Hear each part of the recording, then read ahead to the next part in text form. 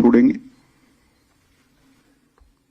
कुछ परिवार पाक ऑक्यूपाई कश्मीर से भी आए थे, फिर भी डट कर लड़ने का मूड इतने बड़े हादसे के बाद भी प्रदर्शित होना बहुत बड़ी बात है। उसके बाद आज यहां पर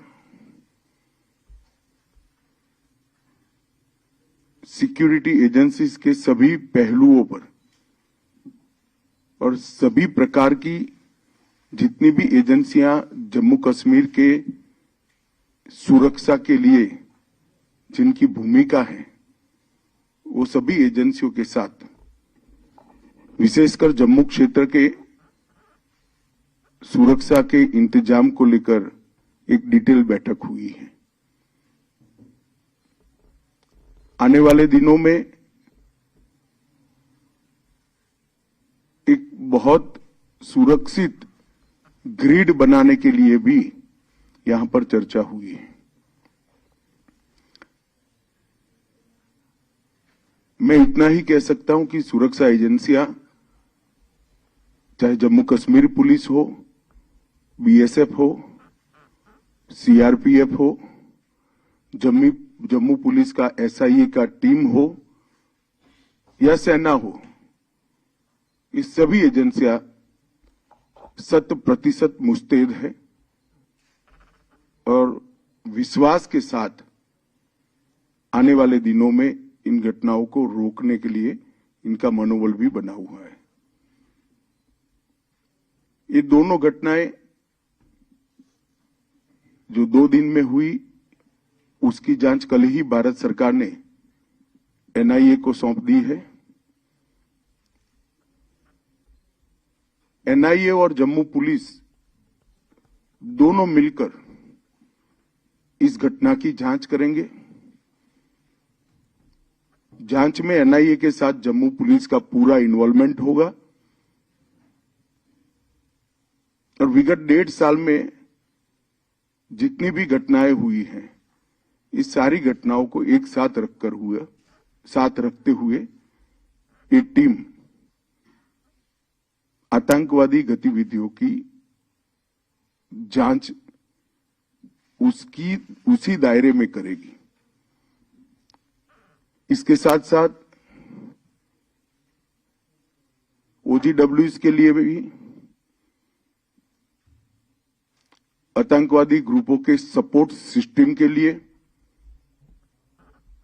और उनके सूचना तंत्र के लिए भी सभी पहलुओं पर आज चर्चा हुई है और एक कह सकते हैं कि संपूर्ण 360 डिग्री सुरक्षा का चक्र बनाने का आज सभी एजेंसियों ने भरोसा भी दिलाया है और इस पर चर्चा भी हुई है।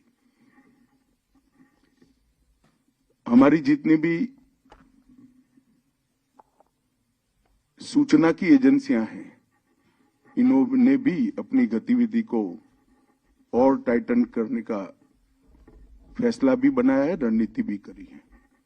मुझे विश्वास है कि आने वाले दिनों में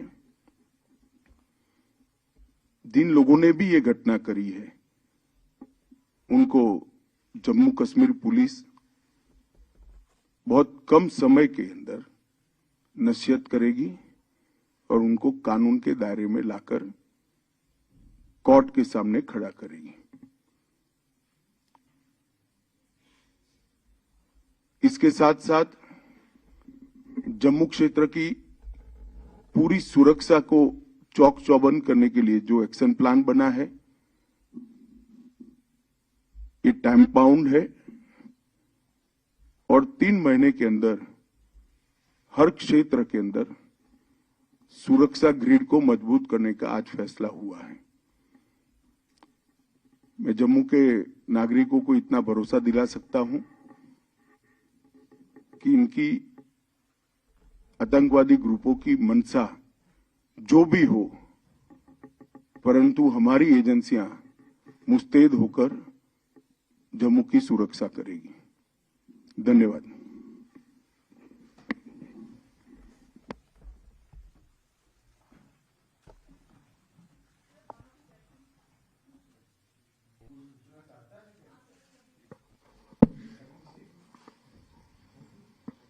VTCs को जो स्ट्रेंथन कर रहे हैं, आई एम विजेता फ्रॉम द हिंदू, VTCs को जो स्ट्रेंथन करने की बात हो रही है, आर्म्स ट्रेनिंग दे रही है CRPF आर्मी, इसके पीछे मंशा क्या है? और नहीं, इसको ये घटना के साथ मत जुड़िए।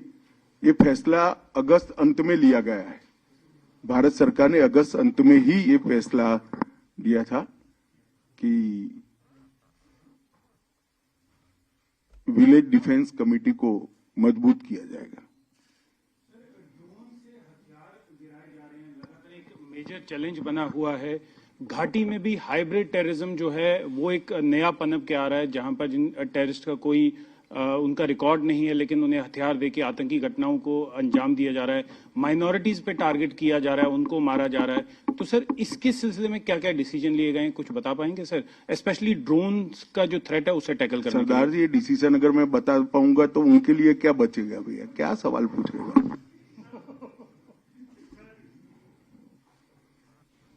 जो विक्टिम फैमिलीज हैं, कई आतंकी घटनाओं में जो शिकार होती हैं, जैसे राजौरी में भी हुआ, इसी तरह से पहले कश्मीर में भी टारगेट किलिंग के जो शिकार हुए, तो उनके लिए किस तरह से वो उनकी लाइफ बेटर हो पाए? क्योंकि राजौरी वाले इंसिडेंट में काफी जो फैमिलीज हैं वो उनकी हालत कहीं ज्यादा लो लेवल की है, तो उनके लिए क्या किया जा रहा है? नहीं, हर स्तर पर, चाहे घाटी हो,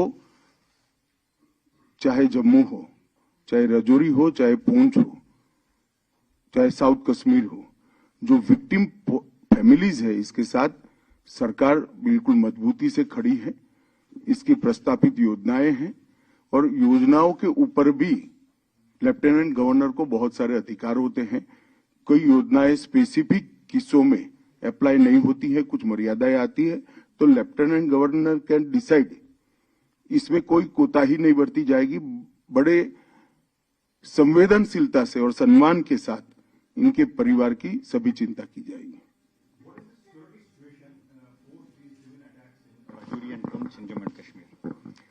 देखिए, अगर आप इस तरह से स्पेसिफिक पूछना चाहते हैं तो मैं इतना ही कह सकता हूं कि हमने पूरी व्यवस्था की है और सुरक्षा व्यवस्था चौक चौबंद है। एक घटना के आधार पर या कुछ आंकड़ों के आधार पर इसका मूल्यांकन नहीं हो सकता। मूल्यांकन करना है तो जब से जम्मू कश्मीर में टेररिज्म हुआ है, जन्म लिया टेररिज्म ने, तब से लेकर आज तक धारा 370 हटाने के बाद ये 3 साल में सबसे कम घटनाएं भी हुई है, सबसे कम मृत्यु भी हुई है।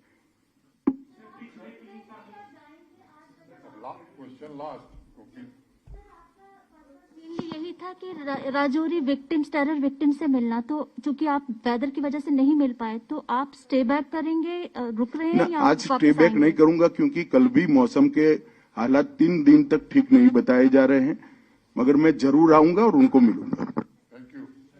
बता दीजिए आप अंतिम। पिछले 3 सालों में हमारे सुरक्षा बल जो है आतंकवाद को मुंह तोड़ जवाब दे रहे हैं, तो क्या ऐसा मानना जाए कि आने वाले चंद सालों में आतंकवाद जो है वो जम्मू कश्मीर में इसका आखिरी पड़ाव है? हमारा प्रयास तो यही है और आंकड़े अगर आप देखेंगे तो इसी दिशा में जा रहे हैं। हमारे सुरक्षा बलों ने आतंकवाद को मुंह तोड़ जवाब दिया है और सभी दृष्टि से आतंकवादियों के हताहत होने की संख्या, नागरिकों को मरने की संख्या, तो आतंकवादियों को हताहत होने की संख्या बढ़ी है, नागरिकों के मरने की संख्या कम हुई है। और जो